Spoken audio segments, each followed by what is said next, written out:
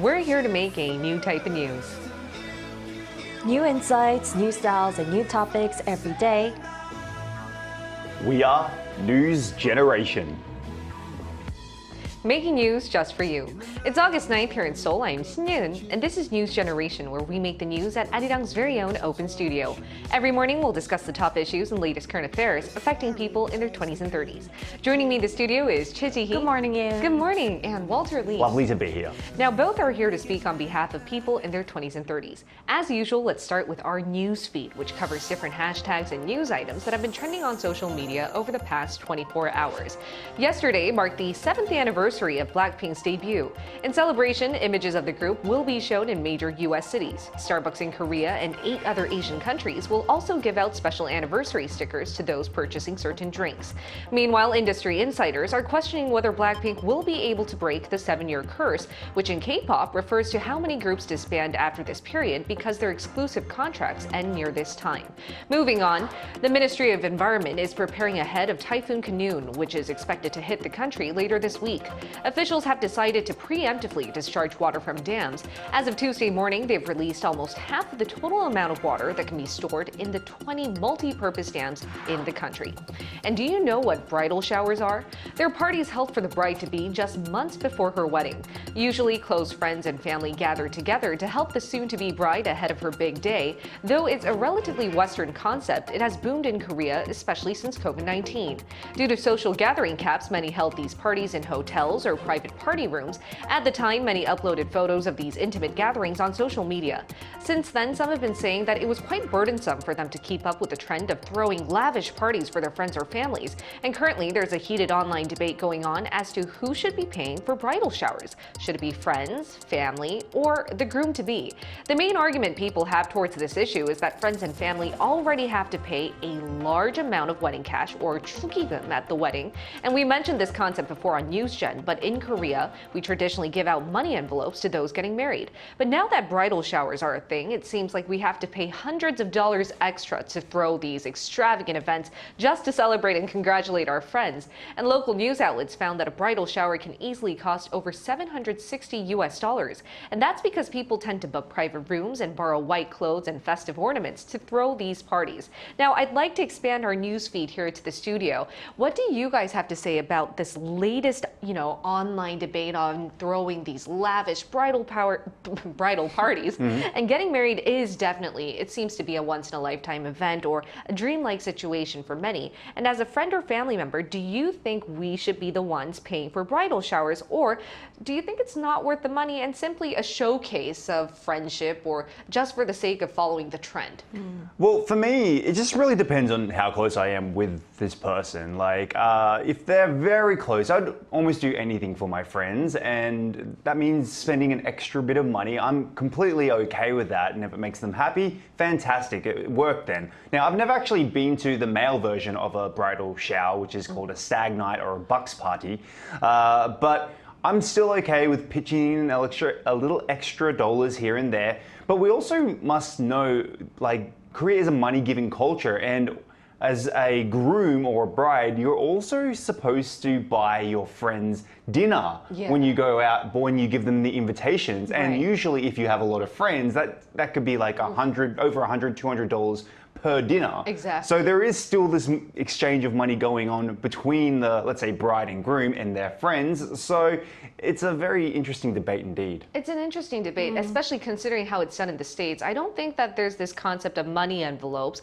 and maybe that's why in these bridal showers, friends and family could go all out. They have the registry where they can gift people of what they want. Like the new couples, they might want a new oven, and you can get them a new oven. But here in Korea, I think the problem is that it's redundant. You have to not only give them money envelopes, but also throw them these lavish parties. Exactly. So where do you stand on this issue? Well, first of all, I've never thought of throwing a bridal shower or a party myself before, just because it's pretty new, like you said. It's not really a Korean culture. And like Walter mentioned, we usually pay for the meals when we give out the envelopes Yes. to our close friends. When we're getting married. Yes. Exactly. But if I were to throw a party, I think I'll pay for it. I will definitely pay for it. For your own bridal shower. Yes, for my own bridal shower. If I were to invite some friends for this bridal shower, I'll pay for it. But if my friends decided to throw me a surprise party, then I guess they would pay for it.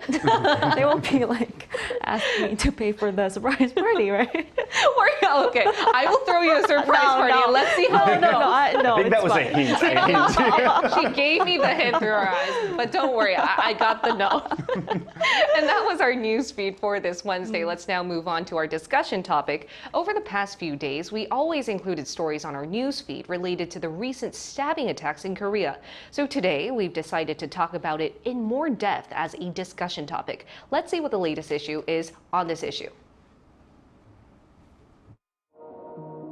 Police on Monday have revealed the identity of the suspect who allegedly drove into a sidewalk and attacked people with a knife, leaving one person dead and 13 wounded. He's a 22-year-old named Cheon-jong. Officials disclosed the information of a suspect based on how heinous their crime is, also to meet the public's right to be informed.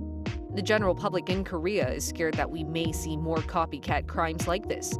It's only natural to be worried, given that we're still seeing people go online and threaten to do the same all across the country.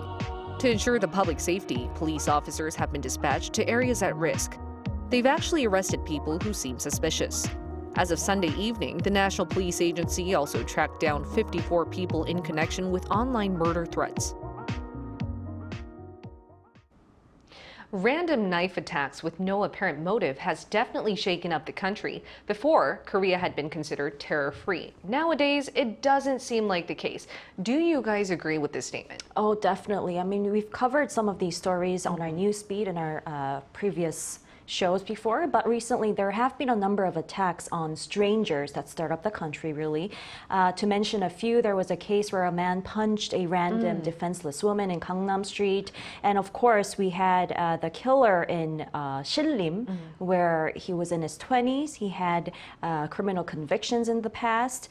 And he mentioned in his investigation that he was living unhappily. So he wanted to make others unhappy as well. That was the reason behind killing this person. And a man in Busan was charged with attempted murder by making a roundhouse kick to a random woman as well. And just last week in Bundang, we've seen it in the VCR, this other guy in his 20s, he killed one woman and he was swinging his knife around and he actually pushed his vehicle towards these people, pedestrians in seohyeon street. And all these crimes recently have a very common thread.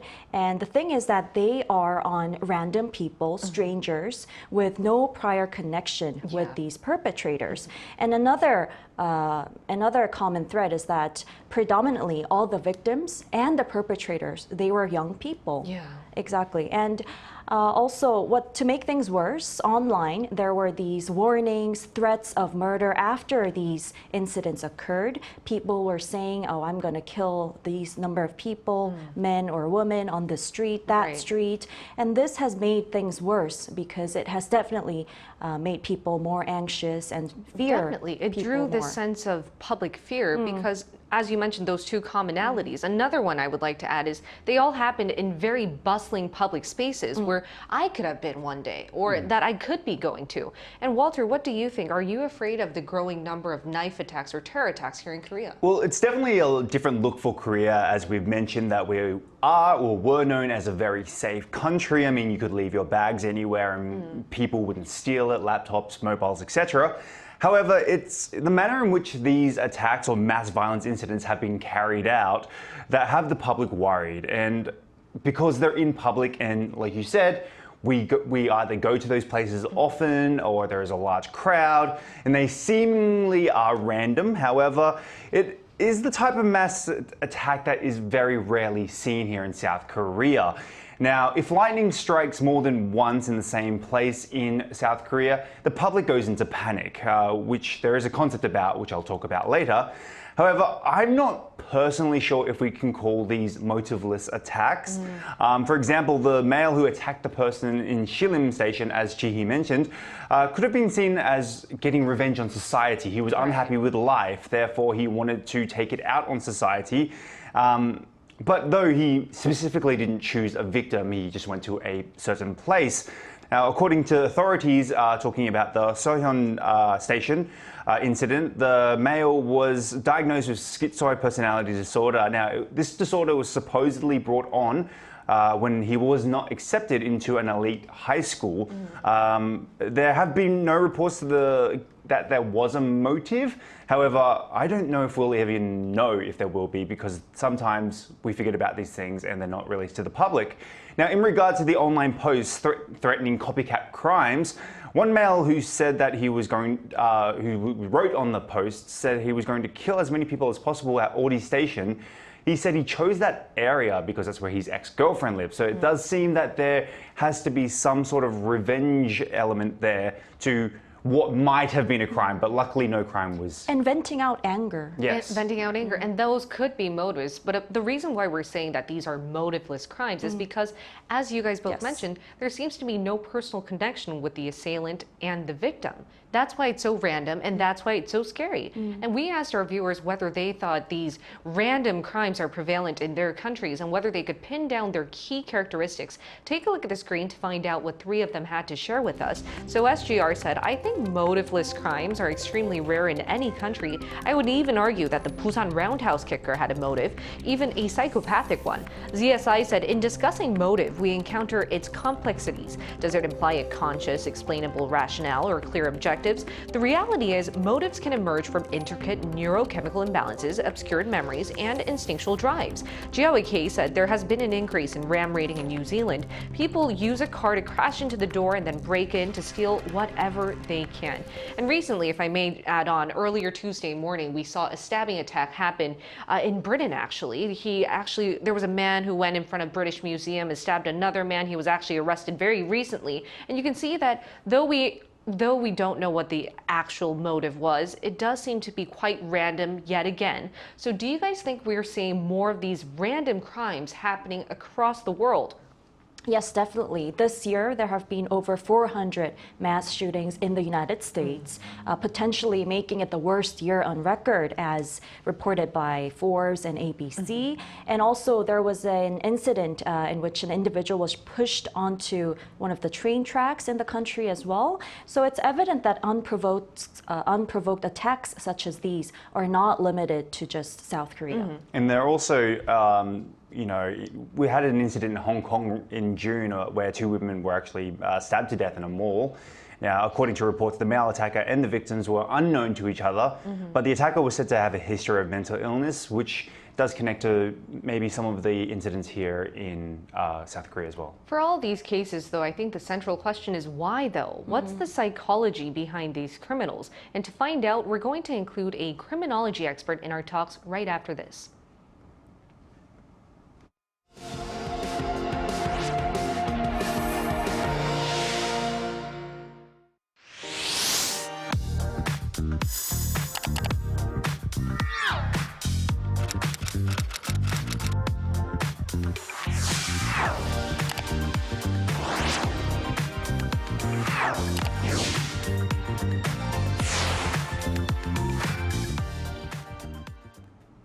We're going to talk to an associate professor of criminology from Griffith University in Australia. It's Professor Nadine Connell. Welcome, Professor Connell. Good morning. Thank you. So could you add on to why we're seeing more apparently motiveless crimes or acts of terror around the world? I can. And I think that in your discussion, you actually hit on a couple of really pertinent points. One is that the individuals who are committing these acts do have a motive. Their motive is not connected to who the victims are in many the occasions, because the victims are just symbolic of their greater anger, and they're often trying to attack out at society. some of this is legitimate extremism terror based in the sense that there are ideologies and motivations in that space. But a lot of this really, as we are starting to see, seems to come from anger at broader society, an inability to connect, and sense of entitlement for things that they are not getting. And so the way to deal with this is to lash out. And as you mentioned, the online space is a great way for these individuals to meet each other and to help bolster each other's stories in ways that can be really problematic and dangerous for society. Well, then, Professor, what do you think is the psychology behind these types of criminals? It's a very good question. It's one that we're constantly trying to answer. But the more that we are looking into these mass attacks, that piece of entitlement and then anger at not getting what they want seems to be a really driving, motivating factor. And as we see around the world, there is some level of social discord and concern, certainly financial pressures, workplace and family pressures, at a time when we are seeing many young people don't see an answer. And for especially young men who feel that they may be not being allowed to participate in society, or you mentioned as well, their anger towards ex-girlfriends, towards women, and they have not learned how to deal with disappointment. And as a result, it turns outward into some of these attacks that we are seeing. Yeah, that sort of reminds me of the incel culture that happens at the moment where, young men who are unable to maybe court a woman or so forth lash out at women as a response or revenge to a certain situation, for example. But at the end of the day, Professor, we all want to feel safe. Then what should we do as a society to ensure safety against these no more motiveless crimes? And is that even possible? Look, I think, to be candid, it's not possible that it's going to go away and that we're never going to have to deal with it. I think that ship has sailed, and we can see that because these, even if they are incredibly rare, these attacks are still happening around the world. That said, there are a lot of steps that we can take as a society and also from a government and a punishment perspective that can help decrease the odds of these attacks continuing or then being more of them. A big part of the response to be swift and immediate in the reaction to online threats is a really good beginning, because for a lot of these young people who get involved in that echo chamber, they don't believe there are going to be consequences. So showing that sense of consequences immediately and taking it seriously is, from a government perspective, a really smart way to begin to deal with these attacks. The other part of it that we have... Yes, Professor Connell, what can we do individually then? I think individually there is a lot of room for creating stronger social connections, especially post-COVID. We've been talking about this. We will continue to talk about this in terms of the disconnect that has happened for many people who feel very isolated at an increasing internet culture. And we have to find new ways to allow people to express their feelings, to be supported, and also to support others to say, hey, that's not okay. I don't want you to talk like that. I don't want that kind of behavior. It's not okay to say I'm going to go hurt somebody. And so it kind of comes at it from both angles, a very swift government response and a very collective social response about our social responsibility to each other.